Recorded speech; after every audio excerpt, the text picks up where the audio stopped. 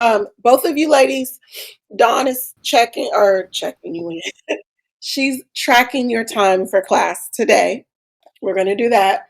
Also, we are at the point where class have rotated back to business. So, um, y'all, we're talking business today. That's where we're gonna go. I just got in from Nashville, so please excuse the fact if I'm a little slow on the uptake. I hope y'all have notebooks. I hope y'all have things to go, especially you, Miss Whitfield, because you are already running a full blown empire, Queen. I am so glad to see that. So I'm gonna. Thank you. You are welcome, girl. I'm so damn proud of you. I'm gonna start off going into the business lecture. As y'all know, we have the YouTube, we have the podcast channel, and now we have this. And what I've noticed is school deletes these recordings after 24 hours. So if you need to go back and watch the replay, hey, Yuki baby, if you need to go back and watch the replay, then look in the notes. Now, I'm not going to lie. I'm glad y'all babies are on here because if you know me, you know, Crystal can testify. I never teach the same subject the same way twice. It's just, I don't know. I blame it on the fact that I'm a Pisces and I give information as I learn, develop, and grow. So we rotated back to business. I am going to share my screen with y'all. Hold on one second.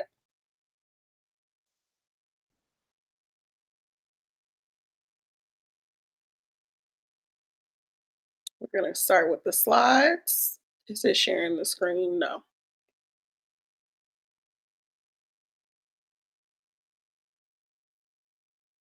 You over here. Let me bring you up here so that everybody can see it. So we're in module one again. We're talking about how to connect with your client, how to build your clientele, basically architecting industry authority and how to do it well. And you know, I believe that the universe don't make no mistakes, y'all. Like they don't make no mistakes. And I'm saying that and saying it's currently going through an influx of where you have to meet your clients in a way where it's authentic to who you are, it's personable to who you are, it's trending, and it's one of those things where it doesn't feel like they see you one way online or see you one way outside, however, I'm damn near 50. They put it, and then when they meet you, it's another way entirely. Communication is both verbal and nonverbal. But let me tell y'all, one of the biggest things is communication means your message has to be given and then received, right?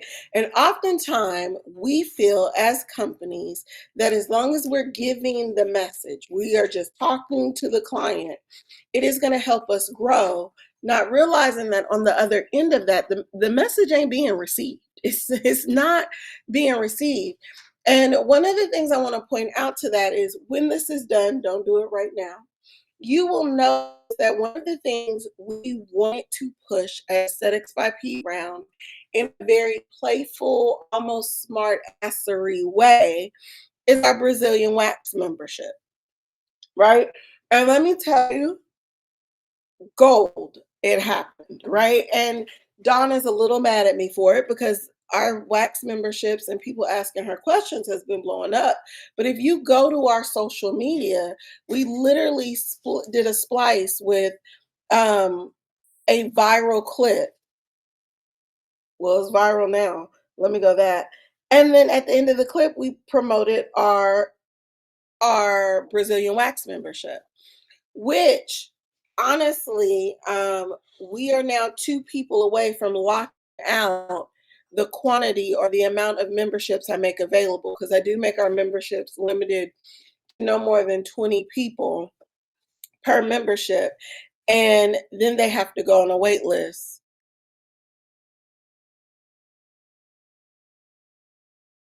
Oh, hold on, baby girl. I'm sorry, y'all. Um, Let me see if there's a way to bring you in. It's gonna make me.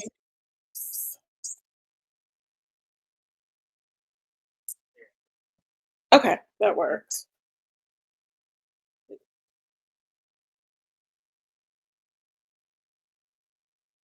I'm sorry, we have a student trying to slide in, and she said it's not letting her in. I need to know.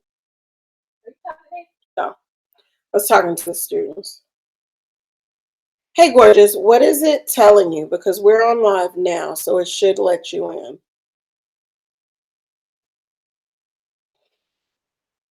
But we did it the way we did it because if y'all met me in person or otherwise, hell, if you follow our social media, you met me, you know that I have a very big knack of using sarcasm as my love language. And so we wanted to carry that along through. I'm sorry, I was trying to figure out why baby girl couldn't get in. So y'all are gonna see me.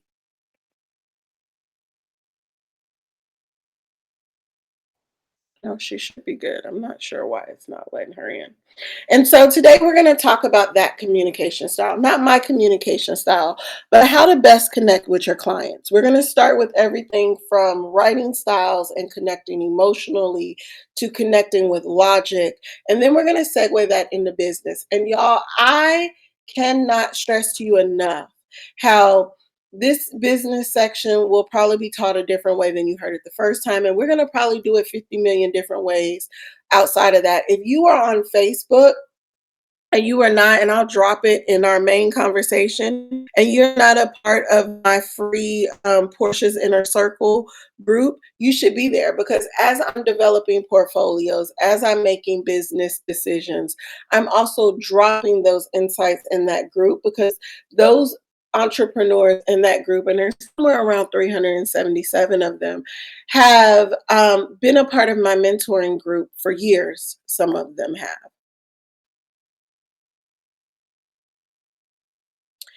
Dawn got you, baby. I had told her I would send her a list, a roll call list of everyone on the call tonight and make sure that anyone who is not clocked in is clocked in.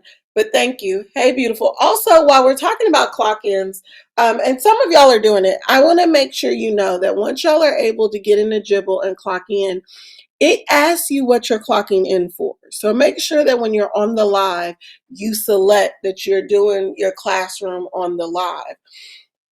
Now, Don will do it for this class because I want to make sure we have an accurate roll call. But the reason you want to make sure you're doing that is because that is how we report it to state. So they know which hours are classroom hours. That way, if they want to pull any of your assignments, they can. They know which are in person, which are on video. Even when we're doing the mock-offs, which y'all are at mock-off season, a lot of you. And so when I'm watching you do it, you want to make sure you categorize. Let me go back to sharing my screen. Let's talk about persuasion. Marsha, can you hear me? Yes, baby, I see you. Okay. I wanted to ask you because I'm at Markov and I was trying to find one of the videos where you played, the video where she was doing the lashes. Mhm. Do you know where I can find that video? I asked Don about it and I haven't been able to get my hands on the video. It should be on the list. Okay, what I will also do, because I think you're not the only one that is next day, if you could hop on a little earlier. So for the 4 p.m., I need to say the rotation. But we'll go on a little earlier and that your class because I need to look at the schedule. I now do it and let y'all see it. I now have glasses that let me show video while I'm working. And so what I'll do is I'll do a live where y'all can watch me lash, if that helps. Next Sunday. Does that work for you? We can do it next Yes, Sunday. yes, that's perfect. Okay. Yeah. And if I can get consent from the people I already have on the books, Crystal, anyone who gives me consent to to record it, like while I'm doing it, I'll do a couple videos leading up to Wednesday so that you'll have those, and I'll make sure to drop them on the YouTube channel. Okay, thank you. You're welcome. All right, let's get started. Let me see. Share screen. Did I? No, I did not. Exit. Just a going. Okay. Let's talk about lashes, y'all. Or let's go back. Will it let me go back?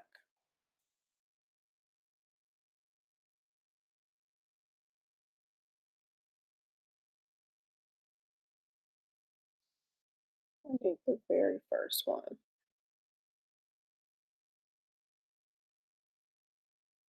There we go.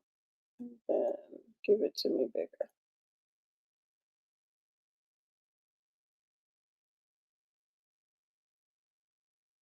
Okay. So what we are wanting to look like is the illusion of height versus the standard. And I am going to try to slide this out the way so that I can read as we go. The illusion, the hype machine, confidence on Instagram, TikTok, and in product launches does not equal credibility. The risk, blind optimism leads to costly mistakes when investing in training, purchasing new adhesives, or entering mentorships. The facade, a luxury lifestyle, expensive car, or massive following does not guarantee that a professional is properly licensed, safely operating, or ethically teaching. And this is important, y'all, because I cannot stress to you how much of what you see online is an illusion. I cannot stress to you how many shops in Tennessee are being closed down, fined, and people are going to court every day because they are not even taking the time to do step one. And let's read the state law book. Like, it's not even like it's costly, that's free, right? And now that I've said that, the same way I do these slides, the same way I take my lecture notes and turn them into these slides, I am going to, this evening, I will probably do it while you look at the video recap to these slides. I'm going to download the state law book and the current one because laws have changed, and we're gonna play that in there because knowing what this can cost you is half the battle, but having it delivered in a way where you can receive it is equally as important. You can get on social media all the time, and I've seen pretty social media. Y'all, I got some mentees right now. I have one in particular. She has 2.5 million followers, right? Beautiful, beautiful social media. She's not making a dime. She's entertaining 2.5 million. Well, she's making money now, so that's not good. But she pays me well to make sure I can translate those 2.5 million for her or show her how to translate it into dollars. But you have paying customers and then you have spectators. As the business owners, you need to be able to communicate to your client base, also know who that client base is, on how to keep them from being spectators. And now that I said that, after this, we're going to talk about how to determine who your client base is. Because money is money. If you follow our social media, you'll know I recently did a post, not today's post, but the one before that, where I was like, I got $1,000 chemical peel and I'm not sorry. I have $1,000 chemical peel and I'm not sorry.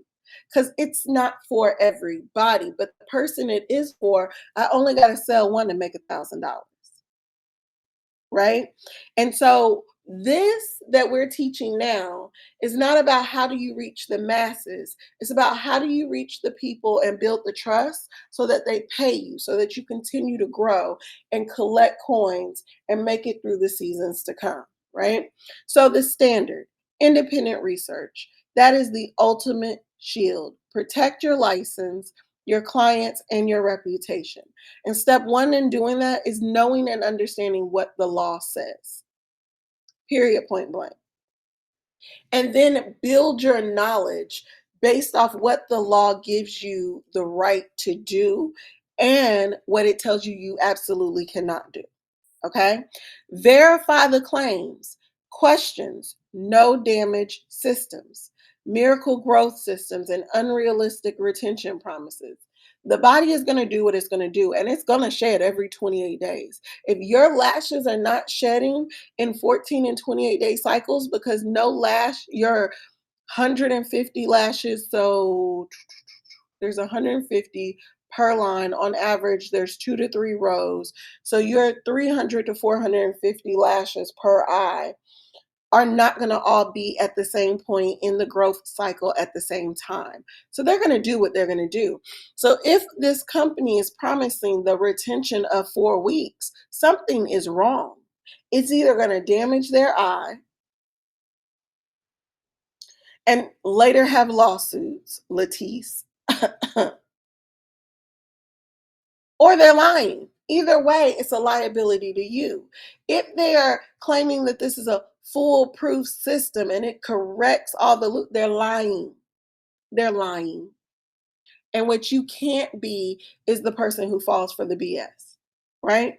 Pause and inspect. If techniques are glossed over or it sounds too good to be true, step back and verify. Is it too good to be true? Okay. Did it not? Oh, it said pink. You ain't another thing. Charismatic influence versus cognitive trust. Let me tell you, good business owners have to have a little bit of both, especially if you're the visionary or the face of the company. Do you have to be the face of the company? No. You can hire someone that you feel is charismatic. But if you have a little bit of both, then that works. If you're more charismatic than you are in building cognitive trust, it comes out fake. Like you're too damn likable. What's wrong? Why do I feel like you being a snake oil salesman?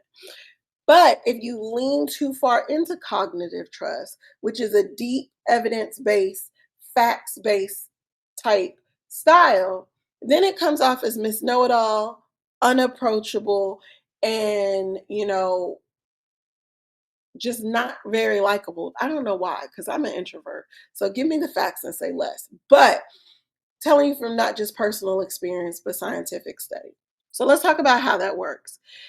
Charismatic influence is usually fast and surface level. That's what's going to get their attention, right? How it works, it relies on fast networking, social media presence. It's an industry trap, right? So gatekeeping techniques and treating coworkers or students as if they're competition. It also is a limitation, or it has limitations, which is it's exciting initially, but fizzes out because it has no substance. It's highly fragile and easily broken by one single mistake. Because the problem is, if they jump on the bandwagon because they like you and there's no substance behind that charisma, there's no substance behind that likability, then the minute you are no longer likable, the minute they no longer feel that they can trust that safe, warm bubble that you put them in, they turn on you because they feel betrayed. Right? So, cognitive trust is deep and evidence based. It's built through consistency, it's built through integrity, it's verified evidence. And a lot of times, verified evidence in our field means you have not wavered. You're the same person you were today that you were 10 years ago, right? My personality across our social media has not changed. It has not changed. Mostly because I showed up as myself. It's too much work when you're an introvert to show up as someone you're not. I can't keep it up. It would be false, it would ring false, and it would crumble in 90 days, much like some of these girls' relationships. Okay? I can't do it. I can't do it. Um, Industry application, check licensing, observe sanitation protocols, and evaluating actual student outcomes instead of marketing hype, right? A lot of you ladies are not aware, but Miladies just recently released their predictions on what schools are looking for in the coming years, because so many traditional beauty schools have had to give their money back to the government, or their students are not able to find employment. I remember we've been open a little at 14 years. Let me make sure that's correct. We're in 2026, 15 years. We've been open 15 years. I remember 10 years ago, I was teaching because I wanted to get into teaching. I needed to learn. I wanted the application at Genesis Career College. Then, much to most people's knowledge, they didn't know, apprenticeship schools were a thing. That was something that the state allowed, but schools chose not to do. And they chose not to do it because a true apprenticeship works similar to a nursing license, right? You get ready to go do your hands on experience and you go into a business. That business is definitely getting paid. That nurse that's an apprentice that is there doing her clinicals is not getting paid because she's a student. But that doesn't mean they're not billing insurance for those services. And so a lot of schools were like, who's going to volunteer to take on the liability of overseeing and training a student when we can keep the student in house, charge that same amount of money, and force them to be here 8 hours and get more money? Well, now I was like, I ain't got 8 hours to give. Like, if I were to own a school, which now I do, I wanted to reach out or get students, I'm going to go based off what I'm able to do, right?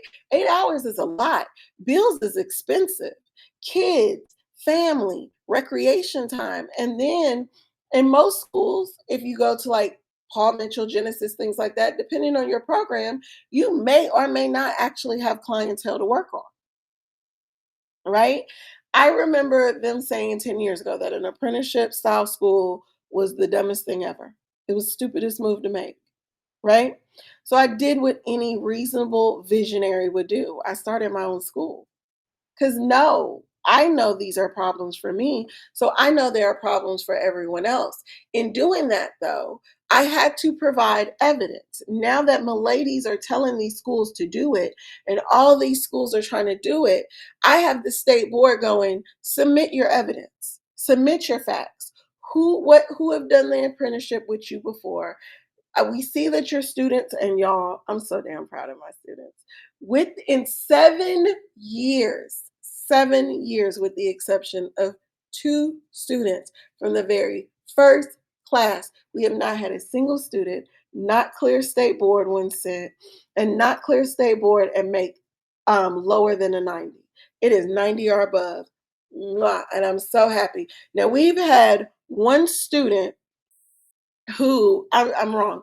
We've had two students score under a 90, but they still cleared it. Like they had it, they were not nervous, they got that turnover together. I am so damn proud of my students. But more importantly, because the other thing they told me was stupid, was I train y'all to work for yourselves. I'm training business leaders. I personally don't like the thought of anyone having control over me making money with a talent that I developed and cultivated that is given to me by the Most High. It bothers me. So you should know how to take your talent and make money. So now that I have the state going, okay, Portia, these schools, and they do, I just submitted it via email yesterday, and I'm going to have to talk about it in the state board on June 1st. But now they're trying to make the switch, and they're like, the only person who's been doing this for almost a decade is her, right? That's the evidence. That's verified, right? We are a licensed state school that has been doing what they are now a decade behind on. The other thing is industry application. We are licensed. We are following the handbook. We are following the laws, and we are showing results doing it. And I'm using us as an example because I try really hard not to point out flaws in other companies or other businesses when I can, because I don't like someone no sees, y'all. Um, Relational action, treating peers as humans, right? Pronouncing their names correctly. You might hear me ask how to say your name 50, 11 times. I'm from Arkansas, or even what you prefer to be called, because that's respect. I don't care if you tell me to call you a giraffe, I'm going to do it. You came to learn, we're going to teach a giraffe today. I don't care. You know what I'm saying? I care about respect and dignity among your peers, as well as from me to you. And remembering client lifestyle needs. What are their allergies? What are their gym habits? What are their vacations? And being able to regurgitate it. So in our case, it's about making notes into your account. Evaluating influence, the professional dashboard, right? Let's talk about warnings and red flags. And I know when we are talking about these warnings and red flags, y'all, think of every single time you've been to a business and they've disappointed you. Every time, right? Were they not clear on their credentials, or could you, when disappointed, verify that they were what they said they were? Were they vague or invasive on their explanations of technical processes? Were you like, this is what I thought the process were, and they hemmed and hawed around it? Was it a high pressure sales tactic for courses or products, or do this now, right? Were they using flattery to deflect legitimate questions, right? Let me slide this. And selling secret methods with zero transparency. Where the hell do these secret methods come from? Right?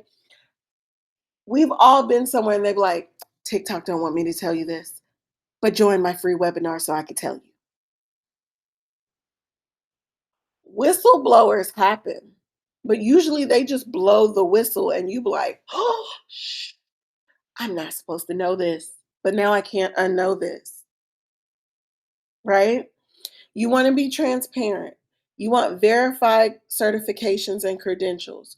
You want clear, scientifically sound explanations of techniques. You want robust, easily accessible refund and support policies that also protects against chargebacks. Y'all, we have been in business a little over 15 years now. I have had one chargeback in 15 years. The people you see online that are like, oh, all these people are taking my money, it's because you didn't easily define your refund policy. If on your receipt you have a clearly stated refund policy, if on your website and your booking site you have a clearly defined refund policy, cards ain't just going to give money back. That's not how it works, right? A welcoming attitude towards guilt-free questioning. This is where I would go with that, and it's connected, not connected. If you read our reviews on Google, I'm told, it looks as if we purchased them because they all read very similarly. And here's the thing, 15 years, all of our reviews, we may have 2 or 3 negative reviews. And the reason for that is because I have never taken offense to constructive criticism. If you did not have a good experience, if you felt like my communication or even my staff's communication was poor, because as the owner of the company, I eat that because I am responsible for training them to interact with you, then the trust that is built from me and my clients, even brand new clients, which I love that that is done out the gate, is bring your issues to me, not the internet. Bring it, and I don't even have to say it. It's that charisma, that art of likability. Baby girl, tell me where we can improve, and we will improve. Now I'm going to push pin and say, as students, that go for y'all too.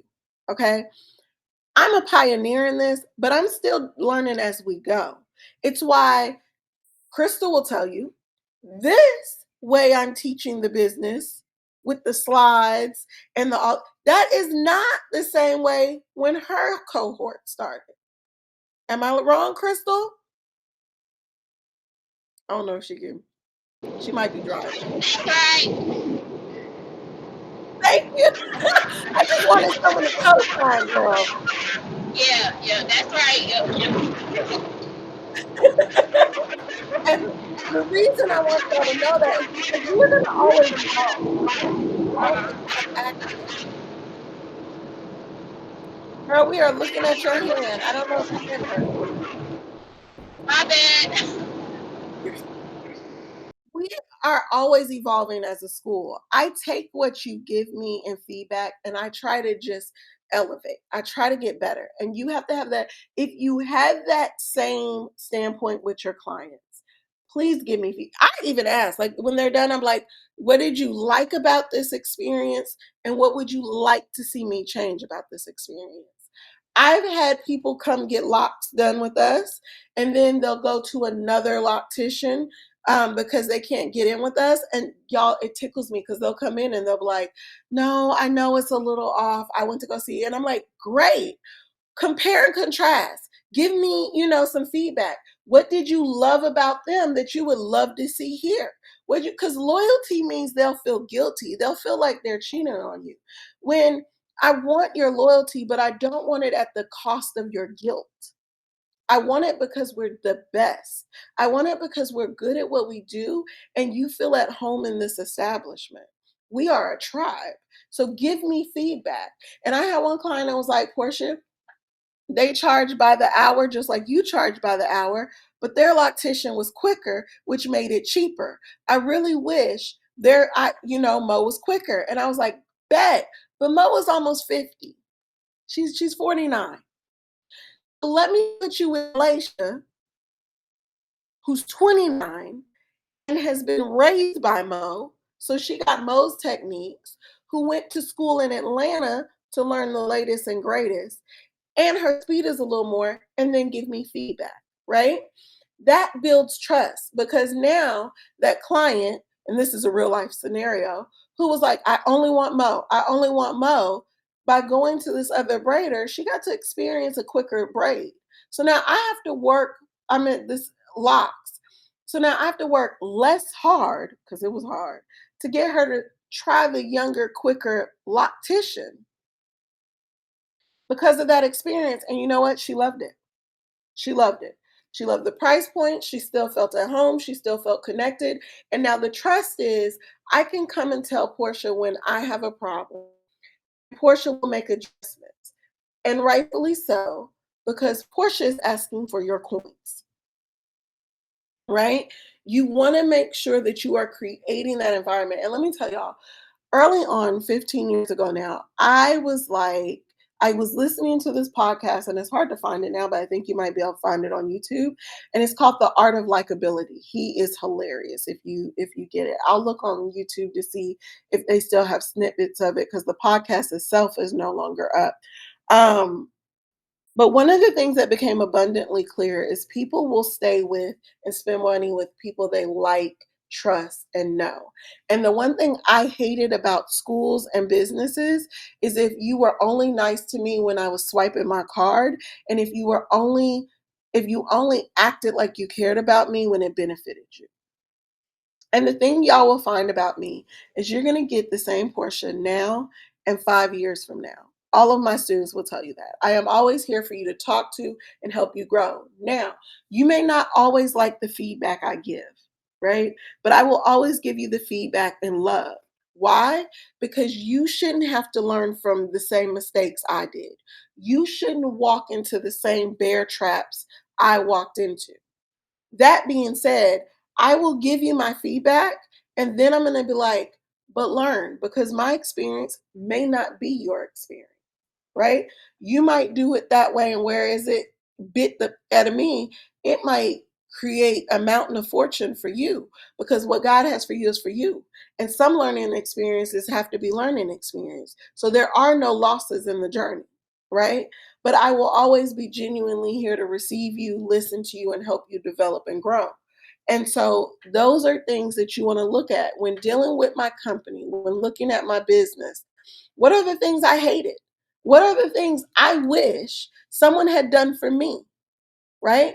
I once put, I think it's been, shit, I don't know, 4 years. But I remember one of the things I put in our mentoring group and on our social media is I became the superhero I prayed for when I was trying to start out. I try to give y'all everything.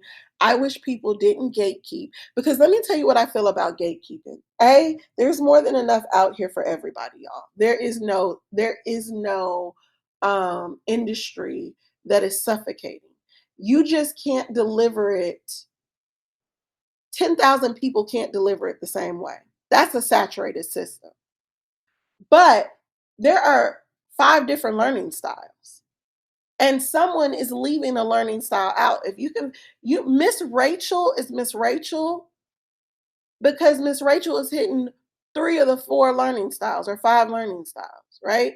You have auditory, you have visual, you have kinetic, you have all these things that engage the kids, right?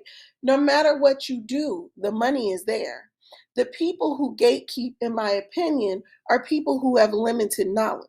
So if they give you what little knowledge they have, then they don't have nothing to sell you on the back end. So they got to gatekeep it. They got to keep it close to the cuff because it's all they got. They're not growing. They're not developing. They're not learning more things, right? They're stuck in a box. But that's just my hypothesis. I could be wrong. I'm probably not though. Right? So the three pillars of professional authority. Nonverbal authority. That's your appearance, that's your presence, that's your bias awareness. I could be wrong. I always say that. I am aware. Okay. That's controlling the immediate visual narrative and mediating assumption, right?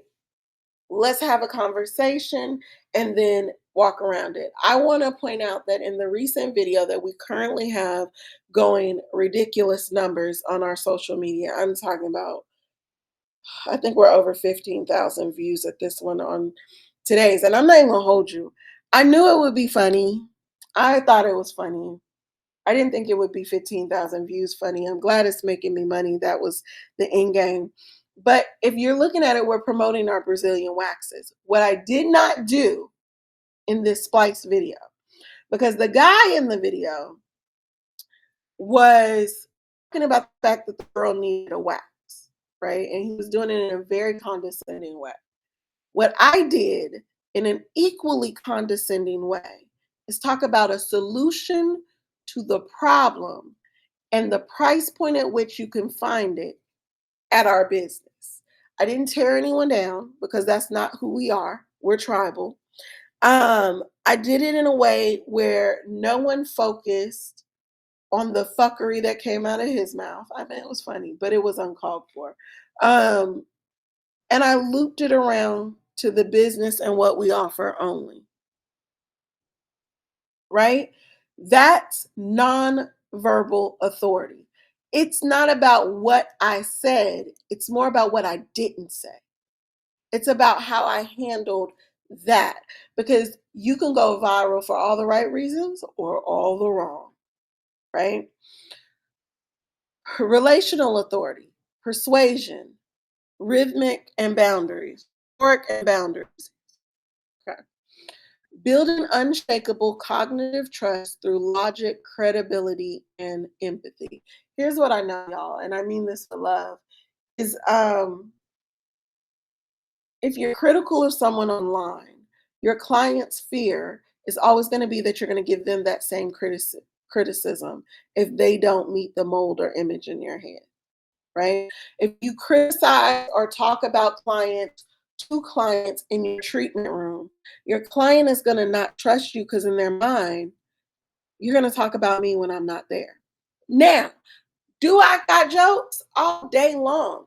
Do I do it with the client all day long?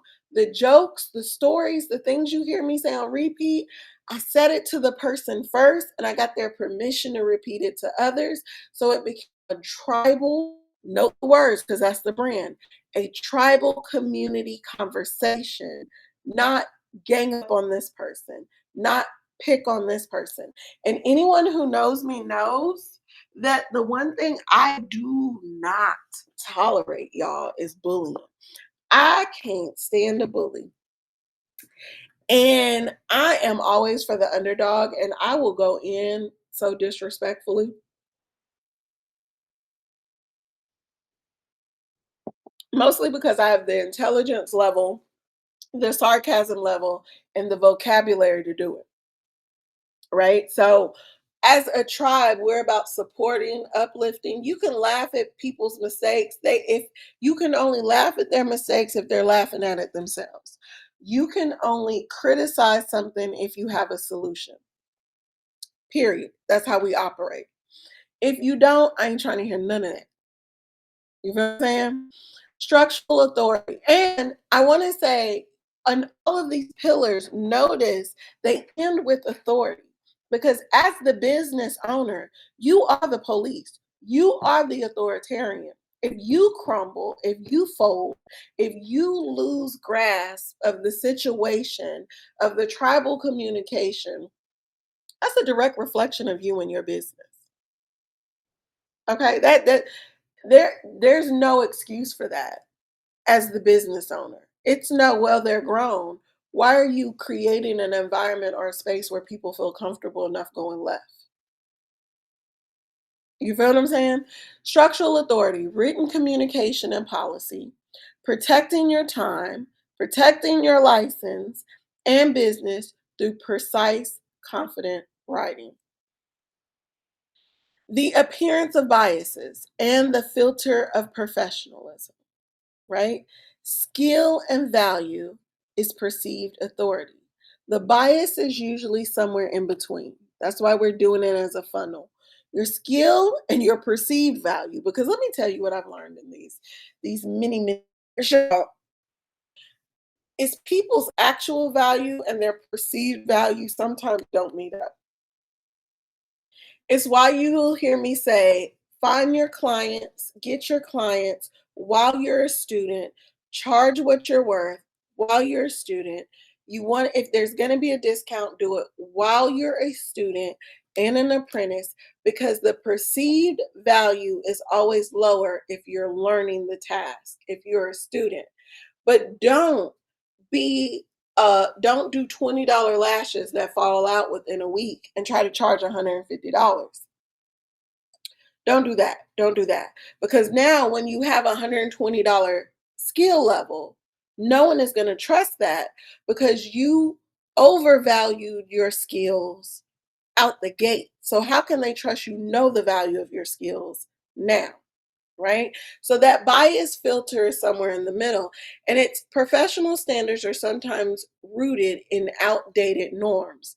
We must actively recognize biases regarding hair texture, race, gender, expression, and body type. Also, skill level. I haven't added that in, but I will. Um, because people make assumptions, right? The litmus test. Am I judging their skill or am I reacting to their appearance alone? Do you know what tickles me, y'all? Um, I thank God every day for the financial blessings on my life. I do. I swear I do. But you know what? Perfect example. Look at you, God. Look at you. I'm going to tell y'all about a date I went on recently. So this gentleman wanted to meet me in a park. I'm fine with that. I usually don't like to go on restaurant dates for first dates, mostly because I can afford to feed myself sometimes better than they can. And it gives me anxiety when I got to figure out what the fuck is this person's budget. Because what I really, really, really, really want is the 8 ounce filet mignon with shrimp. I ain't even gonna lie to y'all. There's a place here in Clarksville called Mr. Tater Heads. It's a black owned business. It's like a hibachi grill, but stuffed into a baked potato. My potato is $50 because I like filet mignon on it. I like my prongs pronging. I like my chicken, all of that in there, right? So I don't like lunch dates. That's beside the point. The point is, so we're on this date, and this guy looks at me because I pulled up in the Prius, the 2015, because I had on black yoga pants and a t-shirt. And he goes, I'm so glad you were okay with meeting and chilling in the park. Because, by the way, I love outside, so it was a beautiful day. Because most women are about money, but I just want you to know I make more money than you. I said, okay, I'm glad. I'm glad to know that you make more money than me. I appreciate the feedback. What made that statement true? And he was like, well, your Prius could use a paint job. And he starts picking all this material set apart. He's a forklift operator. I'm pretty sure he don't make more money than me. But what I realized is his bias was even though I was a business owner, even though I was comfortable in my own right, because I didn't pull up in a luxury car, because I didn't step out with the Gucci belt and the Hermes slides, and all of these things, I got to be broke. I got to be struggling. And because I was okay with the park date versus no, take me to wherever, he clearly makes more money than me. That's a problem that we have even in businesses. A person will show up, and I do, y'all. Let me tell you what I've learned about money. It's beautiful. Is if you can afford to pay for the meal, the dress code don't exist, right? There's a steakhouse in Nashville that has a very strict dress code. They know every time I show up, I'm gonna order a steak, usually with shrimp, two sides, and I'm gonna get it to go. And they let me get it to go, even though the menu don't let you get it, like they don't do to go orders. And I usually will show up fresh out of work. It's called the standard, in yoga pants, a hoodie, and in that same Prius. And they don't buck. Why? Because they know I'm about to drop $400 on this meal because I'm craving this meal and I don't care about the price and they don't care about what I got on, right? But oftentimes we talk ourselves out of a sale because we're busy chasing the person who looks like they have the money for the ticket instead of focusing on the person who's quietly coming in and going, just take my money, but give me the best job, right? How are you judging your client? Who is that person? Because I will tell you, I'm also the client that will come in. I'm not going to haggle you about price. I don't have time for that. I knew your price. I showed up when I was ready to pay for your price. I may or may not be talkative because I'm an introvert. So I may quite possibly have in some earbuds, lay down and go to sleep. I ain't even going to hold you. But if I don't like your service, I'll also just never rebook with you. It's not about can I afford it? It's about do I feel like the service was worth the dollar? And rather than have the back and forth or the conversation, sometimes I'll just leave. And if you don't do follow up, if you don't initiate it, if you don't, I'll be like, well, that was a learning experience. We won't go there again. And now the story that is being shared is how that wasn't worth the pricing, right? But you don't know because you let that person leave. And oftentimes, what I've seen in my mentees is they be like, if they were broke, just say that. You don't know if they were broke. Let me tell y'all, my business was built off Groupon clients. I have more clients that I have found on Groupon that own hotels, gas stations, doctors' offices. I have two country music stars that while they are my NDA stars, they first came to me with a Groupon and they hat low and all the things. And I was like, you've got to be kidding me. And now they are and have been for 10 years. I have a treatment room in their house, can't say their names. They pay me top dollars. Like, you don't know a person's backstory. So you want to charge what you're worth and only judge people off their skill or what they're showing you. Now, if they have a nasty attitude, then you can judge them off that. Going down that drop, let's talk about brand communication. Appearance is not vanity. It signals sanitation awareness, skill, confidence, and respect for the craft. Y'all brush your teeth, clean your, wash your hands. Don't come in with stains. Don't come in with tattered clothes. I will often be seen sometimes in yoga pants and a tank top, but I promise you it's matching down to the socks because I'm a 90s baby. Um, and you want to be clean cut in appearance. You don't want to look like you got bleach stain on your clothes, just rolled out of bed, and didn't brush your teeth. The baseline: clean, intentional attire and well groomed hygiene. We just talked about that. Fitted to your specific role, right? Sometimes I'm in yoga pants, sometimes I'm in scrubs, sometimes I'm dressed for a lecture. It's going to depend on what it is, who I'm addressing, and what it calls for, right? The liability: pajamas, stained clothes, or sloppy presentation instantly signals carelessness, regardless of actual technical skills. If you don't care enough about yourself to look like something, how do they trust you care enough about yourself to take care of what them, right? You're not taking care of you. I recently did a I was like, women out here praying God send them a man to love, and they still struggling to love themselves. How can you give someone else what you can't give yourself, right? Navigating connection, the safe zone radar, right? Let's not talk about politics. Limit industry gossip because you get to talking about Nicki Minaj and there's a Nicki Minaj fan on your table. Y'all gonna probably go left. Client and peer bashing. You want to stay in the safe zone. What are your beauty goals and aesthetics goals? Business growth and entrepreneurship, education, journey, and industry challenges. Those type of things, because that will also help you learn your client and get feedback from your client to become a better version of yourself. What in the world? Okay. Key principle. Your lash room must operate as an emotionally neutral, safe, and calm space. Common ground builds trust, but crossing boundaries destroy it. Let's talk about the triad of ethical persuasion. Logos, those are facts, y'all. Logic, logos. Ethos, that's emotion. How did they feel, right? And pathos, pathos is going to be your action, your empathy. What did they see? And how did it invoke how did they feel, right? So, logos, the mechanism is appealing to knowledge, data, and evidence. The way that would look as a lash application, explaining lash retention via natural growth cycle, using aftercare science to justify policies, displaying accurate timeline photos instead of promising instant results. E- Ethos, that mechanism, let me slide this over so I can see it, is going to be appealing to character, experience, and reputation to reduce resistance. How does that look on the Lash application?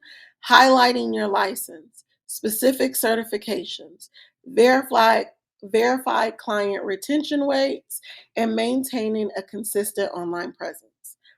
Pathos, the mechanism, appealing to values, lived experiences, and empathy. That is validating your fear or your client's fear before their first model, right? So if you're a student, me validating your fear before your first live model, helping a client regain confidence after hair loss, acknowledging concerns instead of dismissing them. Sometimes it's as simple as we just got to listen. Audience alignment and strategic delivery. Scenario, long-term client choosing a lash color. Strategy, quick, direct communication. The more trust you have, the less explaining you need. Over explaining makes you look like you're not credible. I cannot stress that. It's almost like I got to convince you before I can, right? Scenario, enforcing a strict refund policy or major internal salon change. Strategy, lead with supporting facts, address known objections, proactively in with a firm conclusion. Scenario, no client requiring corrective work. I'm sorry, new client requiring corrective work or new student resisting sanitation standards. Strategy, high detail, heavy reassurance, address emotional resistance, misalignment or fear, and then first, then guide to logical solutions.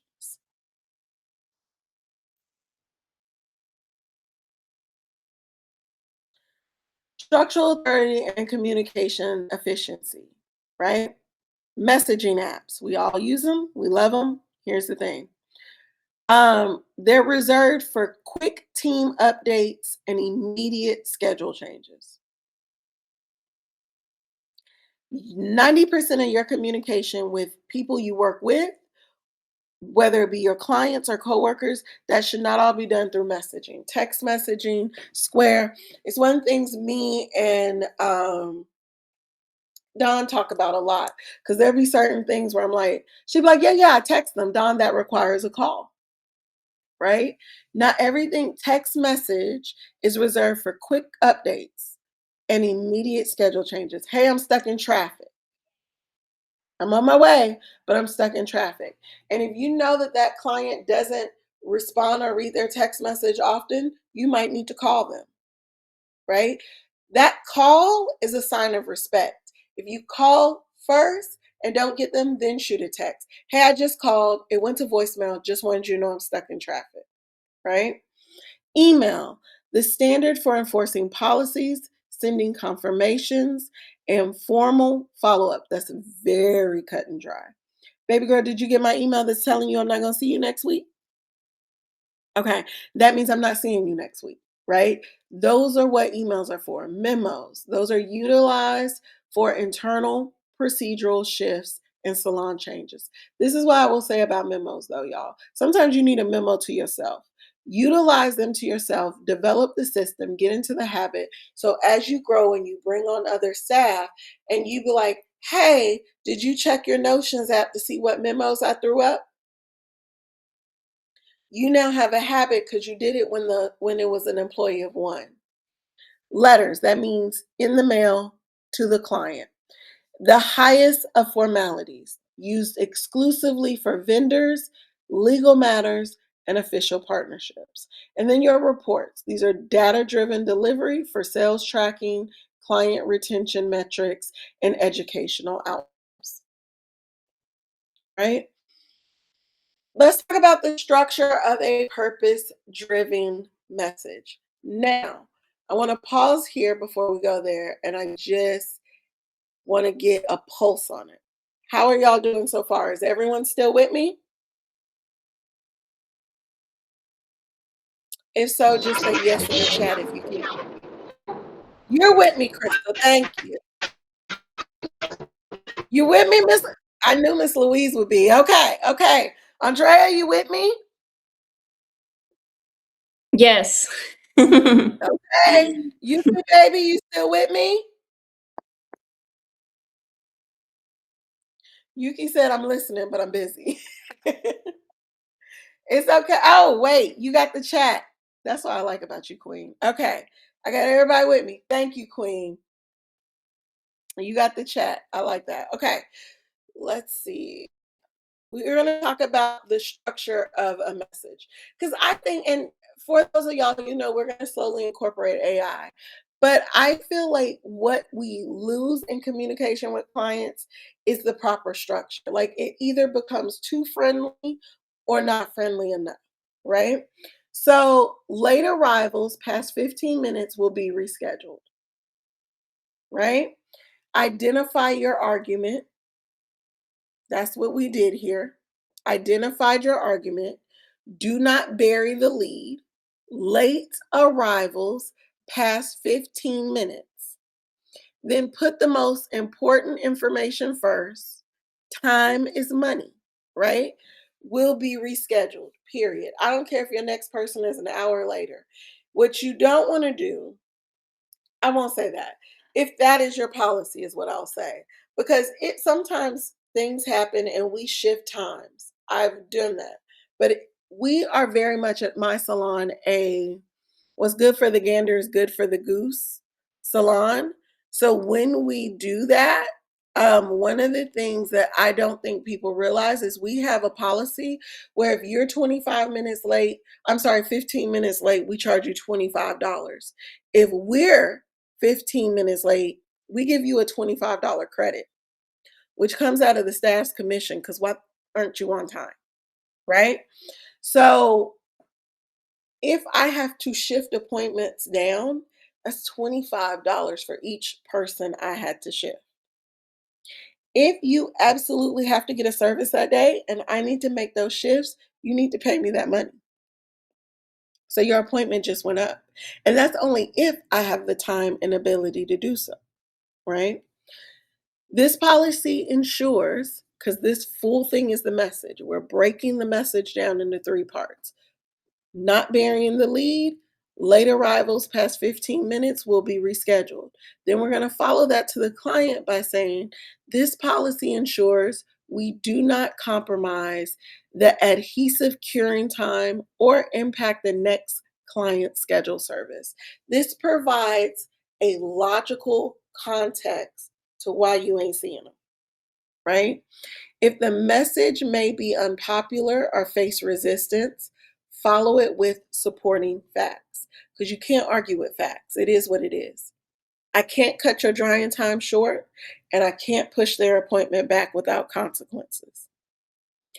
And your late planning does not mean they should have to deal with those consequences, right? Clear, conclusive next step. So a call to action. Please click here if you want to rebook. Please click here if whatever, whatever. So in my case, it's usually Dawn will be reaching out to you shortly to get you rescheduled. Honestly, this whole thing is handled by Dawn, so she goes with the next steps.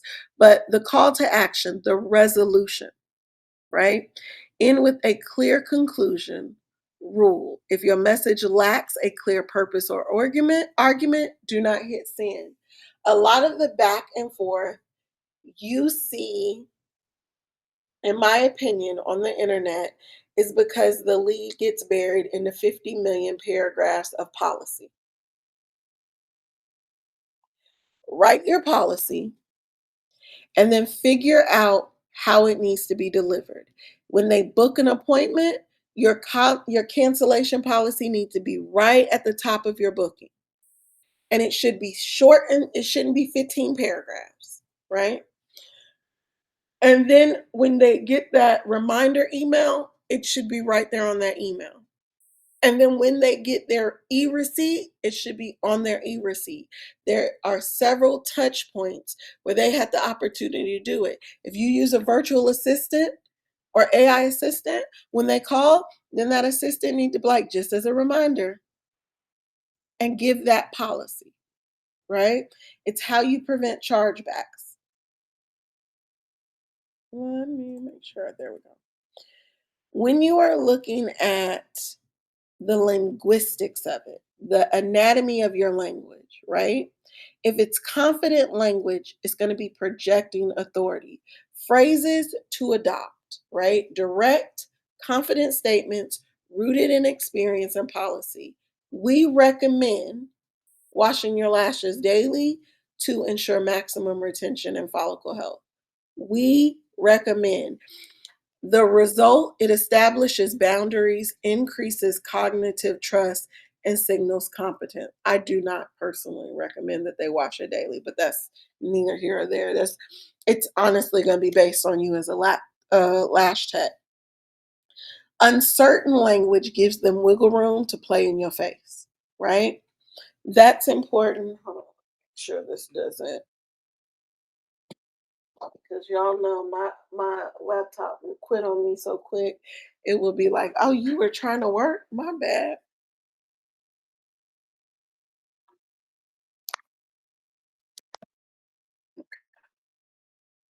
It gives them room to play in your face. So eliminate maybe, I think, and it seems like, right? It might be recommended. My clients hear me, nah, we ain't doing that. Or look, if you want to do it, you're gonna accept responsibility for it, right? You want to make sure that you speak. And if you don't know, let me tell you a phrase um that gives great authority, right? I have no clue. I don't know. I don't know the answer to that question. I say that a lot, but I'll find out and I'm going to follow up with you. Let me research this matter further and then I'll give you a call and we'll have a chat. What time tomorrow are you good? Right? But then you have to actually do what you say you're going to do. My hypothesis is if we do this, this will happen. Let me look into it though and follow up with you. That establishes authority because it tells them that when they run into an obstacle that neither one of you have an answer for, you will take the lead to find an answer. And they can trust your ability to lead them there. Right? I don't know. I don't know what to tell you. Or flat out lying says neither one of us have the answer and I can't trust you to go find it because you hemming and hawing. Okay. Don't be scared to say I don't know. Visual substance, all this is basically saying is good formatting supports but never replaces the actual substance of a message. A lot of people will have a lot of pretty messages that sound like a toddler wrote them, right? Utilize clear headers, Break up large blocks of text. Don't just let it be huge. Keep run on paragraphs and keep paragraphs short to avoid overwhelming your clients. There's a reason Twitter threads are as popular as they are. And that reason is because 150 characters is the capacity, right? Do not overwhelm your client. Try to keep your policies at 150 characters. Even if you look at your school, you'll notice that there are spaces that sometimes unnecessarily large spaces, but it's because I know I've given you a lot or a heavy context, and we need to give your mind a break, right? And those spaces do that. The proofreading shield, the risk of errors, incorrect client name, confusing policies, misunderstood instructions, severely damage credibility and cognitive trust. The professional habit, read twice, have a second person view high stake documents, always define acronyms before sending it. IDK is not professional. But more importantly, asking ChatGPT to write you a letter and not reading a letter. I'm telling you, it will get you every time because they be like, I don't even know what she's talking about. I ain't even get the Lash swimming bag 2.76 because they're going to pull from the internet, right? Then we're going to talk about the ethical influence ecosystem, right? Your appearance communicates respect, biases, awareness, and ensures fairness. Logos, that is logos, ethos, and pathos, they lock together to replace shallow charisma and deep cognitive, right? Your active voice, your clear formatting, and your precision writing protects your boundaries. That's that that's that trinity. So you got your presence, you got your persuasion, and you got your policy. You have your nonverbal, your relational, and your structural. And all that is going to dump into what your ethical influence tells people. Never influence someone into a decision they may regret later. Y'all, we just had a client who took down her locks. Her beautician decided to become a loctician. And I feel so bad for this lady because this lady, her beautician talked her into, as a long-standing beautician, into getting locks. Then she felt trapped in those locks for 5 years.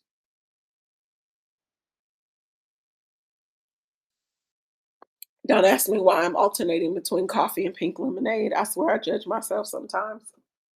Um, and then she really hated it. Like she was miserable.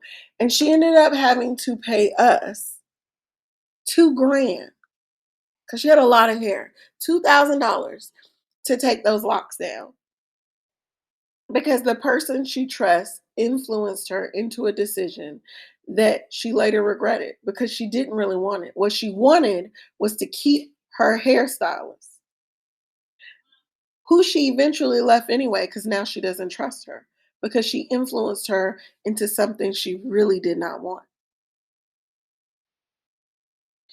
How will your precise actions, intentional communication, and professional presence shape the way the industry experiences your authority tomorrow?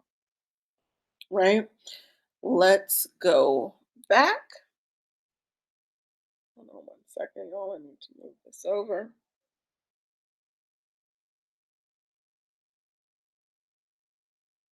And then what I'm sharing with you now is the video recap.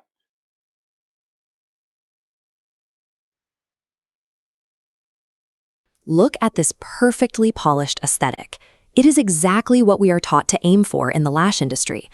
Social media feeds and marketing campaigns are loud, projecting an environment saturated with absolute confidence. But there is a dangerous assumption embedded in this noise. The idea that a curated lifestyle, high charisma, and a flawless grid automatically equal technical skill and ethical business practices. This emotion-driven marketing is designed to overwhelm your critical thinking. Relying on this blind optimism leads to serious risks. It is how professionals end up investing in poor training, toxic mentorships, or damaging lash systems. The antidote to this aesthetic manipulation is cognitive trust. This is trust built strictly on verifiable evidence.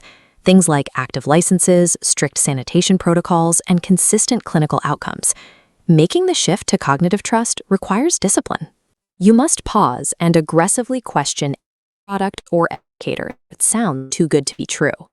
Long-term survival in this demanding industry means stripping away the visual noise and building a foundation on verifiable structural competence. Charisma works fast to build shallow rapport. Actual cognitive trust works slowly, running much deeper. To filter out bad actors, we use a diagnostic framework. This sidetracks the red flags, individuals pushing secret methods or using high-pressure sales tactics. The other sidetracks the structural elements that actually prove credibility. This means demanding to see state licenses, checking refund policies, and verifying sanitation protocols. You need to watch for practitioners who use flattery or point to their luxury lifestyle to avoid answering direct questions about their specific techniques.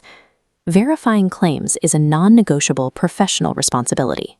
When a brand promises a no-damage lash system or a miracle growth serum, you have to demand the data. You have to look past the packaging and understand the biological and chemical reality of the products touching your client's skin and eyes. Independent research is not administrative homework. It is the primary defense mechanism you have to protect your license and ensure your client's health. Evaluating authority through a strict cognitive filter is the only reliable way to separate dangerous marketing from safe, ethical lash practices. Once you can filter out bad influence, you need to know how to project your own authority ethically to your clients and staff. This animated triangle represents the Aristotelian triad. It is a framework for persuasive communication that balances logic, credibility, and emotion. The first corner is logos. In the salon, this means appealing to biological facts, like this 30-day lash growth and shedding cycle. You use this biological data to justify your salon policies and retention timelines, rather than enforcing arbitrary rules. The second corner is ethos. This connects directly back to those cognitive trust markers, your verifiable licenses, certifications, and clinical sanitation logs. Projecting this clinical awareness and proven experience reduces client resistance before a consultation even begins. They trust the authority of your credentials. The final corner is pathos. This is the mechanism for building genuine human connection without crossing professional boundaries. Pathos means validating a client's anxiety over hair loss or calming an apprentice's fear right before they work on their first life model. And the physical execution of your service must match the precision of your communication. The technical skill validates the spoken word. True persuasive communication relies on the ethical alignment of biological logic, verifiable credibility, and emotional validation. Even with a strong rhetorical foundation, effective communication requires precise calibration to the specific audience in front of you. This scatterplot helps determine how much detail a client or staff member actually needs. We plot the importance of the decision against their emotional resistance to it. Here, we have low-importance, low-resistance scenarios, like choosing a lash color preference. Decisions with this kind of low impact should be executed efficiently. You prioritize speed over deep rhetorical explanation. Conversely, policy enforcement and refunds set in the high-importance, high-resistance quadrant. Your boundaries and income are directly challenged here. The strategy for these highly resistant scenarios is clear. Lead with supporting facts, address objections immediately, and put the most important information first. To limit operational ambiguity, you must strip passive, uncertain vocabulary from all professional communication. Phrases like, "it might be recommended that," weaken your authority. Replacing them with the active voice, like, "we recommend," instantly commands respect. Time is money for both you and your client. Clear formatting, headers, and immediate conclusions are professional standards. And poor proofreading, like incorrect names or confusing instructions, instantly damages the credibility you've painstakingly built. Structural rigor in your writing and an active voice are the ultimate tools for enforcing business boundaries without alienating your clients. All these conceptual frameworks that we have discussed ultimately play out in the physical environment of the salon space. The rigor of your writing and the logic of your rhetoric have to be reflected in the physical reality of your studio and your personal presentation. Intentional appearance and hygiene signal sanitation awareness and respect for the craft. At the same time, we must recognize the bias inherent in traditional appearance standards. It is a professional responsibility to create an inclusive environment for diverse expressions and natural hair. This aligns with the golden rule of ethical influence in the industry. Never manipulate a client, student, or peer into a decision they may later regret. The lash room must remain emotionally neutral, safe, entirely free from gossip or client bashing. When you combine the diagnostic tools of defense with the active tools of persuasion, they form a solid metallic shield. Unifying your cognitive trust evaluation with active, clear communication creates an impenetrable professional defense. True influence relies on consistency and integrity over years of practice, not fast-acting charisma. By anchoring your practice in verifiable competence, backing your confidence with data, and communicating with clarity, you permanently protect your reputation, your business, and the health of your clients. Mm. Okay, y'all. So I am going to switch y'all because we're winding down to the last couple minutes. I'm going to switch y'all to the art of picking your clients, honestly. The next step in it would be mastering wealth, but I want to talk about the what is the word I'm looking for? Book yourself solid system. So the art of finding clients. Give me 1 second. So that you are making the best possible or selling decisions early on. So the system that I used was Book Yourself Solid. It was a very good system. It keeps my books booked at, I'm sorry, I'm looking for it. It keeps my books booked at about 85 to 90%.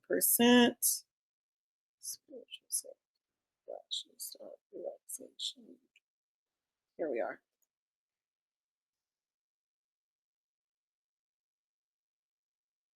And then after this, we'll be good to go for today.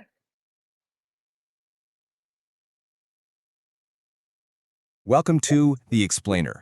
In this guide, we're going to crack open the playbook in persuasion. We're actually combining the core ideas of 3 modern masters into a single, really powerful framework. You know, it's a question we've all asked ourselves. Why do some people just seem to have this knack for selling and persuading, almost without trying? Well, the answer isn't some secret handshake or some slick, aggressive tactic, and it's definitely not about having the so-called gift of gab. The real secret is that it's all about mastering persuasion from the inside out. So today, we're pulling together insights on mindset, on messaging, and on tactics to give you a complete framework for communication that's not just effective, but actually feels authentic. All right, let's dive right in, starting at the absolute foundation, your mindset. For this, we're drawing on the work of the legendary sales guru Brian Tracy, who argues that top-level success, well, is never an accident. Tracy takes the Pareto principle. You've probably heard of it as the 80-20 rule, and he applies it directly to sales. And what he noticed, kind of crazy. In pretty much every industry, the top 20% of salespeople were taking home 80% of all the money. So the very first step is surprisingly simple. You just have to decide that you want to be in that top 20%. So what's the real difference maker?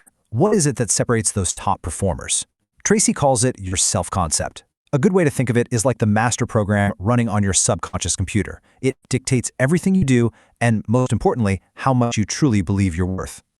And this, right here, this is the part that changes everything.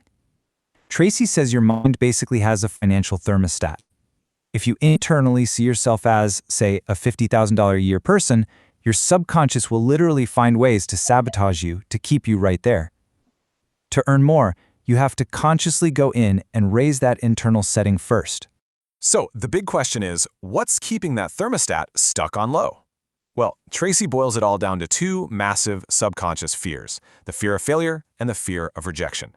Both of these are rooted in a low self-concept, and they are the main roadblocks holding most people back from what they could really achieve.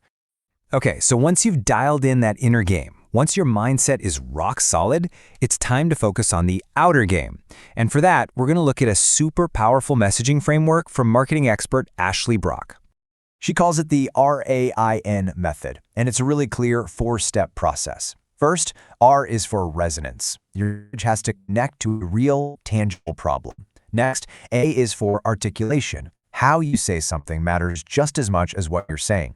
Third, I is for identifiability. You have to call out your exact audience. And finally, N is for necessity, and you create that by getting incredibly specific. You know, a huge part of creating that resonance is knowing who you're talking to. Brock breaks people down into 4 main buyer types. Are you talking to an analytical person who needs all the data and proof? Or an amiable who really needs to build that trust and relationship? Maybe it's an expressive who gets fired up by the big vision and the excitement. Or is it a driver who just wants the results, fast? You've got to speak their language. This quote, this one really just nails the core of Brock's entire philosophy. See, a vague claim like, I help businesses grow, that's just noise. It gets totally ignored. But saying something hyper-specific like, does your operations director call you at 6:30 p.m. with urgent decisions for the 17th time this month? Well, that cuts through. It demands attention because it feels painfully, specifically real. Right. Now for the final piece of the puzzle. And this is a master-level tactic from entrepreneur Alex Hormozi that leverages the one thing that most people desperately try to hide, their flaws. Hormozi calls this the damaging admission. It sounds a little crazy, right? But think about it. In a world that's just filled with hype, being radically honest about your shortcomings makes you stand out immediately. It builds this instant layer of trust because you're telling the truth, even when it's not the most flattering thing to say. The real magic here is all in the structure of the sentence. Hormozi points out that the word but acts like an eraser. It basically cancels out whatever came before it and shines a giant spotlight on whatever comes after. So you always want to lead with the negative. This is going to be a lot of work, but you'll make a ton of money. You own the downside first to make the upside feel even bigger and more believable. And here is a perfect, almost cheeky example. By framing a supposed negative, paying more in taxes, it makes the positive outcome, which is obviously making a ton of money, seem completely undeniable. It's so clever because it just assumes the result is a given. So here's the most important part. You can't see these as 3 separate ideas. They're not. They stack on top of each other to create one single, unified strategy. It all has to start with Tracy's inner game. You've got to build that unshakable foundation, truly believing you deserve to be in that top 20%. From there, you channel that newfound confidence into Brock's outer game, crafting a specific, resonant message that speaks directly to the person right in front of you. And then the final layer, the thing that makes it unstoppable, is you supercharge that whole message with Hormozi's tactic of radical honesty, leading with the drawbacks to make your claims completely, utterly believable. And there you have it. That's the complete persuasion playbook. You start by building your self-concept because you become what you think about. Then you use that confidence to know your buyer and create a hyper-specific message. And finally, you seal the deal by leading with your flaws to build unbreakable trust. So I'll leave you with this question. What is one honest, damaging admission that could totally transform your very next conversation? Really think about that. Because in a world that is drowning in hype, maybe the most persuasive thing you can be is radically, strategically honest. Alrighty, y'all, we have reached the end of this lesson. Now, I will say on that last thing, I think that has been the genuine consensus in my brand. We do this thing, or I do this thing, where I'm usually sitting there drinking bone broth because I make and sell bone broth kits through the farm.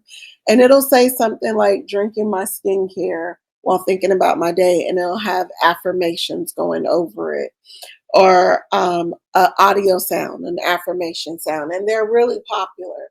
But in reality, what I'm doing is speaking to myself, right? I need to put up a clip because I'm told that it's very important I stay consistent in that, even though I'm from a generation where you don't pull back the curtain. So being creative with giving you enough to understand the experience, but not so much that I'm showing parts of the process that the client may not want you to see, because not the client wants to be on camera, is a balance, but also showing the moments when I'm having quiet moments with myself, drinking my skincare. And I don't know why I did quotations, because I really be drinking bone broth. And I love it. And I'm sharing those vulnerable moments. And I am okay with laughing at myself. Like, that is not something that I've ever had a problem with doing, because I own every part of who I am. So being vulnerable, because if this is a fear for you, then chances are it's going to also be a fear for your client base, right? and being vulnerable from the start so that your clients don't feel like they've been lied to or hoodwinked or mistreated or any of those things. They are now in the trenches with you, as I like to say. That holds true, especially in times like now when there's a recession, right? It feels like a recession. Milk $47. Or during the COVID shutdown. Clients want to be equally engaged with you in a genuine, authentic way. And sometimes that does mean showing your flaws. One of the things I used to do and I will still do is I'm from Arkansas, y'all. Them tongue twisters be tongue twisting.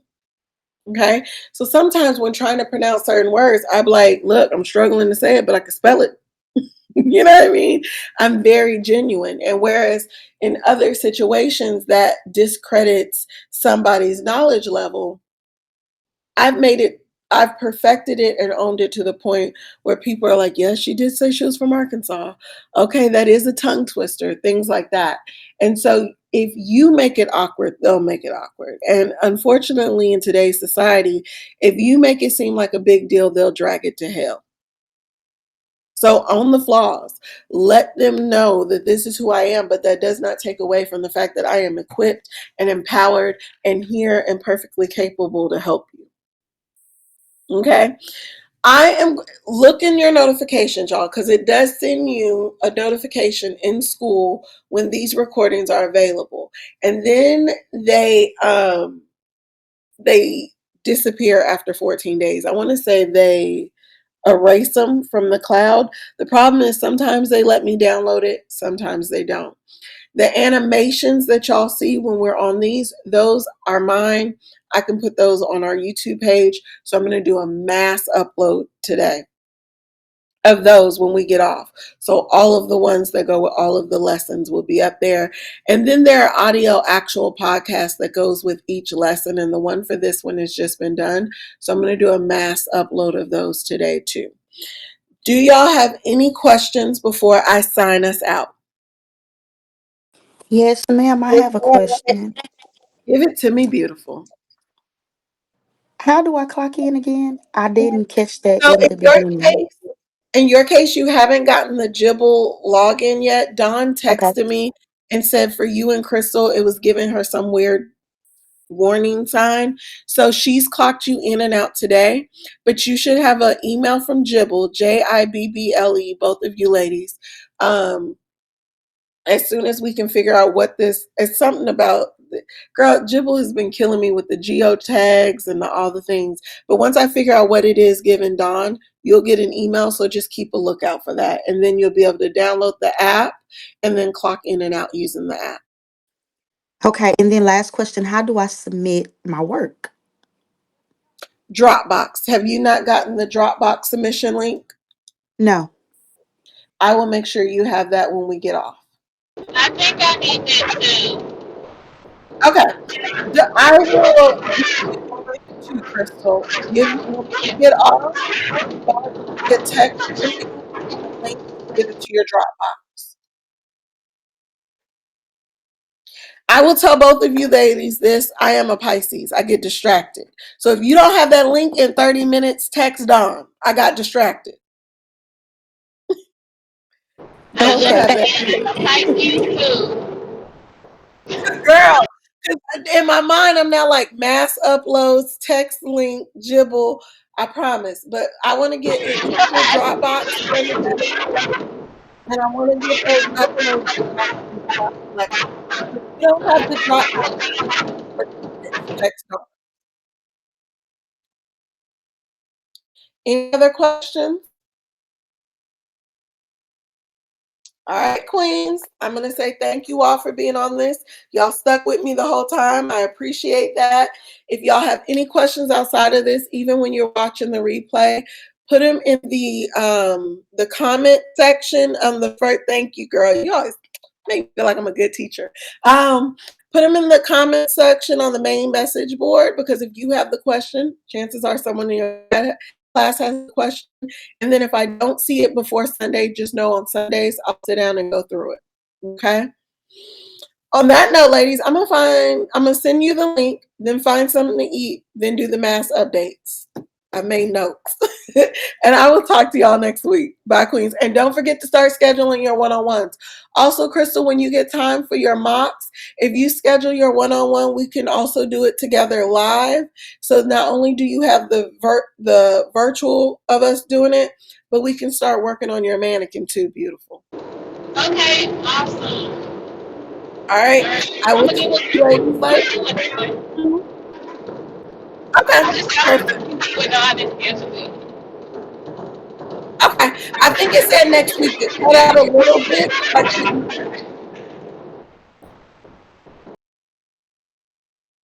All right. Well, I'm going to log out. I will talk